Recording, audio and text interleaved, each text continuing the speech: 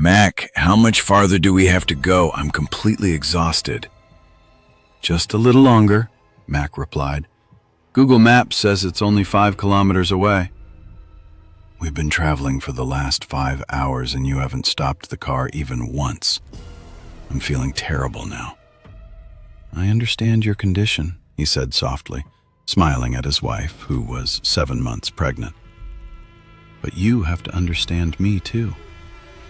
Saying that, he looked back at the road and continued driving toward their destination with the help of Google Maps. A little while later, they stopped in front of a building. It was a normal-looking yellow apartment building built by the company for its employees. As soon as the guard heard the sound of the car, he quickly walked over. "Good evening, sir." "Good evening. I'm Mac Walsh, a civil engineer.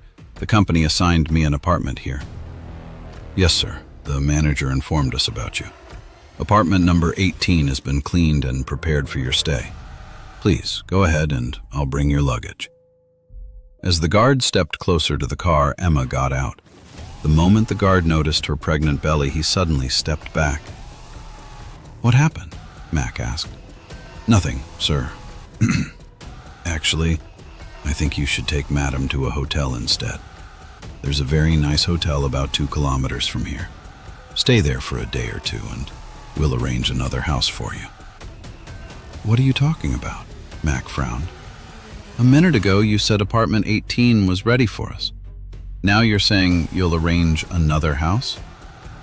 "Is there some kind of problem?" Emma asked tiredly. "I'm exhausted. I just want to go inside and rest."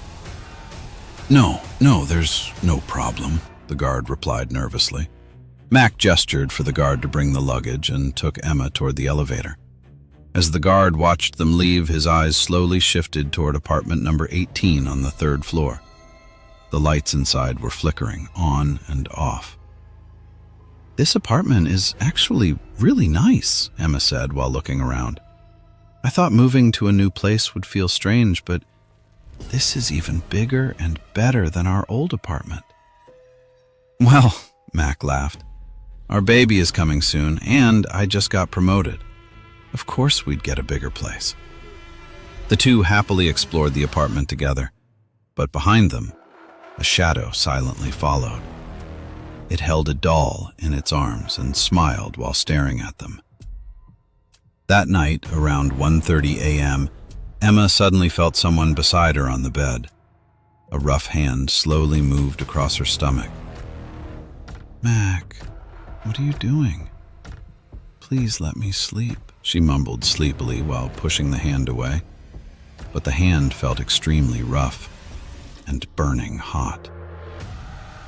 "Ah!" Emma screamed as her own hand felt scorched. "Emma, what happened?" Mac woke up in panic. "There's someone here! Someone touched my stomach!"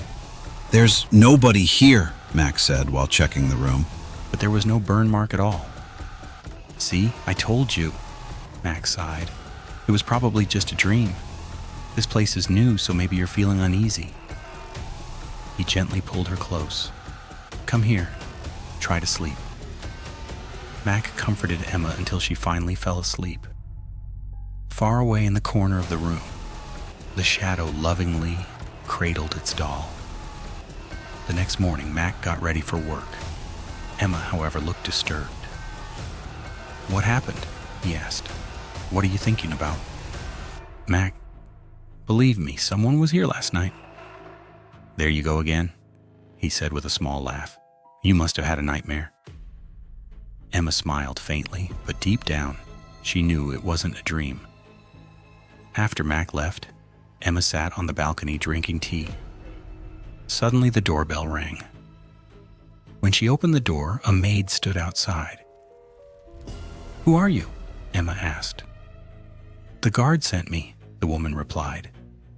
"He said you needed someone to help around the house." "Yes, I do. I need someone full-time. As you can see, I'm pregnant and need care throughout the day." The maid looked nervous. "Madam, actually, I can't stay in this apartment for too long. And honestly, I think you should leave this place too. It's not good for you here."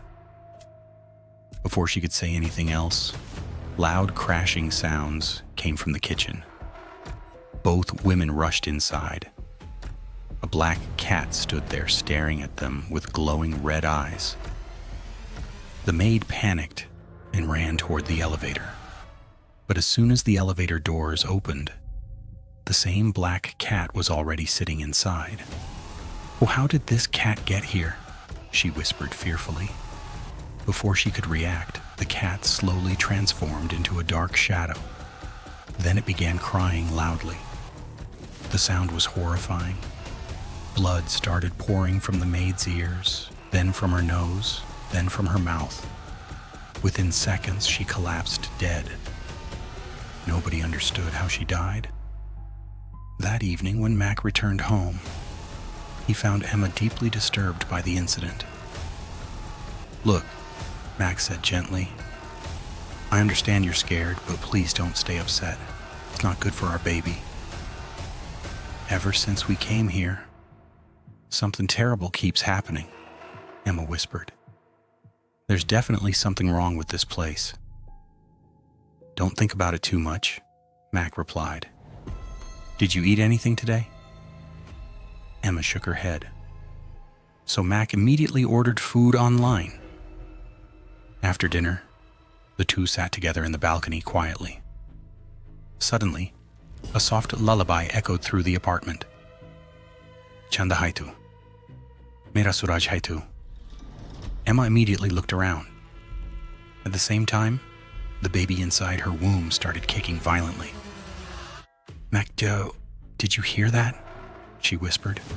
"Hear what?" "Someone was singing a lullaby, and our baby reacted to it." She grabbed Mac's hand and placed it on her stomach. But suddenly, the baby stopped moving completely.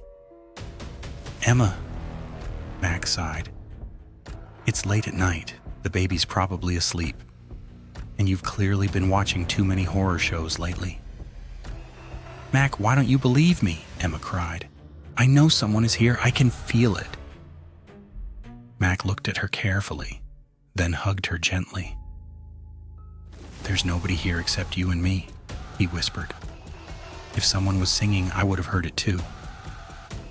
As he led Emma toward the bedroom, both suddenly froze. A shadow sat on the bed, rocking a doll in its arms. Even Mac stepped back in fear. The shadow slowly smiled. Then it sang again. "Chanda haitu. Mera suraj haitu." "This baby is mine," it whispered. "Give the child to me. I'll take it away." Its arms stretched unnaturally long toward Emma's stomach. The moment it touched her belly, Emma screamed in unbearable pain. "Mac, help me. It hurts." For a moment, Mac was completely frozen in fear. Then, hearing Emma's screams, he rushed toward the door. He tried to open it, but the door slammed shut on its own. A violent force threw both of them backward. Before they could stand up again, the black cat jumped onto Mac's face and clawed him brutally. Blood streamed down his face. Using all his strength, Mac threw the creature away. "Who are you? What do you want from us?" As soon as he screamed, the shadow began floating in the air. Now, instead of the doll, it held a dead baby in its arms. Emma screamed in horror and collapsed unconscious. She miscarried. Before Mac could even process what had happened, he noticed something terrifying. The dead baby in the shadow's arms suddenly looked alive.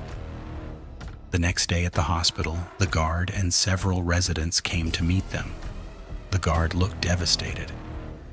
"Forgive me, sir," he said with tears in his eyes. "This is all my fault.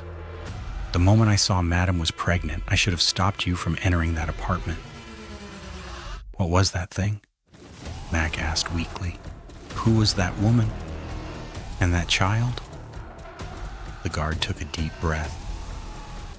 "Some time ago, another family lived in apartment 18.